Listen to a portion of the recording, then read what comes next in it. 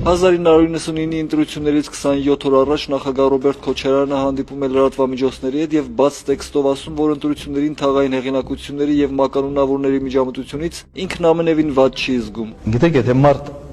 հայտնի չի ընդհանրապես, երբեք մականուն չի ունենում։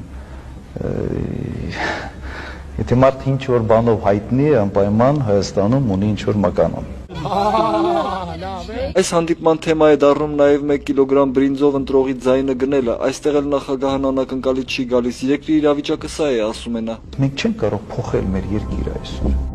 Ինպես մարդիկ, որ կուսակցությունը ունենան, ես կդառնամ իրանց համար աստված։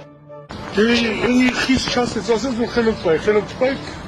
կտանք բերանների։ Լավ է քարել։ Արդեն կապները կդրվել է, սանսները թողեցիք ընկած։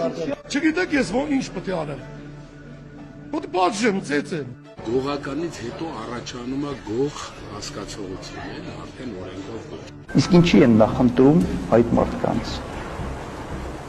Միգուցե ինձ նրա պատճառով, որ 10 տարվա նվնվոցը մարդկանց արդեն ինչ-որ զահլ են տարել է։ Իդեպ այս հանդիպման ընթացքում Ռոբերտ Քոչարյանը լրատվամիջոցներին խնդրում է դադարեցնել ձայնագրությունը, մինչև որևէ մեկին կհաջողվի բռնել իրեն խանգարող ճանճին։ Գնաց